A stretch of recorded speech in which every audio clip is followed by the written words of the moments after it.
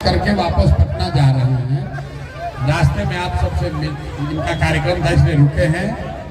एक ही बात आपसे कहेंगे कि इस्लाम को मानने वाले लोग एक बात याद रखिए, नेता कुछ भी कहे, दल कुछ भी कहे, उसकी बात आप माने या ना माने, लेकिन जो बात आपके कौम में जो बातें इस्लाम में बताई गई हैं, कम से कम उसका जरूर ध्यान रखिए।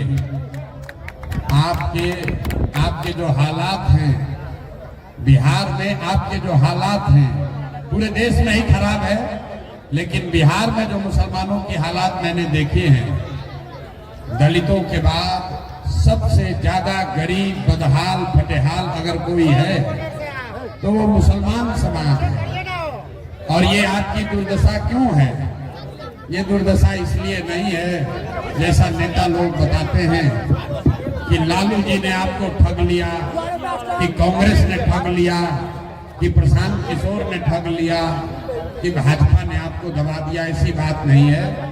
ये आपकी दुर्दशा इसलिए है कि जो बातें इस्लाम में सामाजिक राजनीतिक जीवन के लिए बताई गई हैं, मैं हट जाओ यार, 2 मिनट में हम बात खत्म करेंगे अपनी।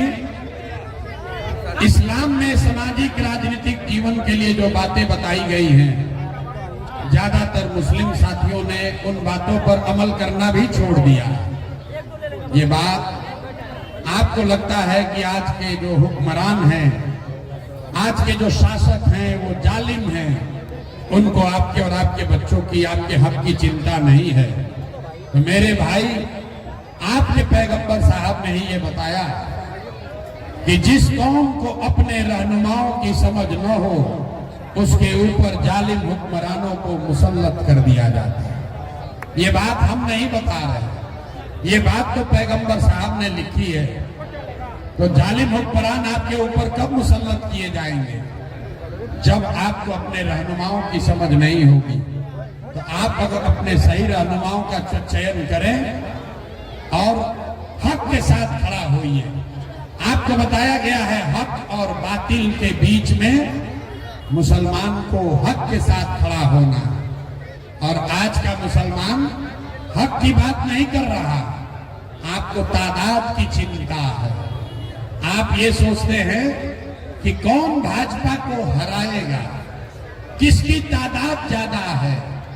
वो तादाद में अगर बातिल भी है तो उसको भी आप अपना रहनुमा बनाकर वोट देते हैं, इसीलिए ये दुर्दशा हुई। अगर सिर्फ तादाद की बात होती तो इस्लाम तो शुरू ही नहीं होता।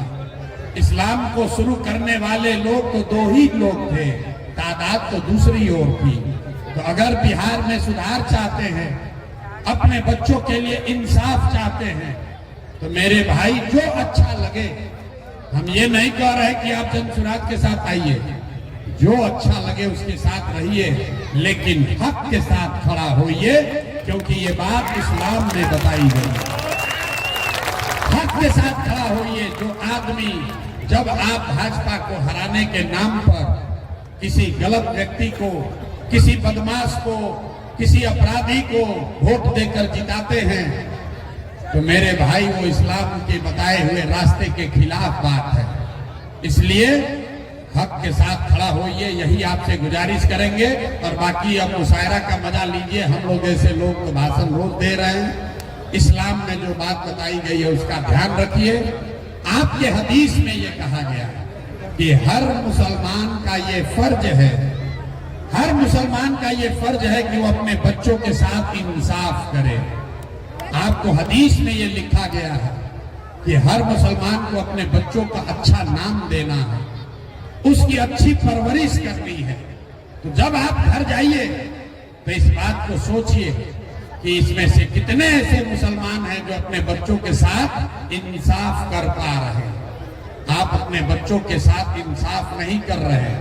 तो जनसुराज में हम लोग एक ही बात कह रहे हैं, वोट जिसको देना है दीजिए, लेकिन एक बार जीवन में वोट अपने बच्चों के लिए दीजिए।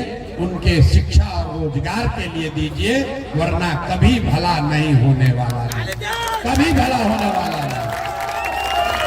और एक अंतिम गुजारिश आपसे इतना ही करेंगे, मेरे भाई, लालटेन में किरासन तेल बन के जलते रहोगे, लालटेन में किरासन तेल बन के जलते रहोगे तो जलोगे आप, जलेगा आपके बच्चों का भविष्य, और रोशनी कहीं और होगी, आपके घरों से अंधकार खत्म नहीं होने वाला।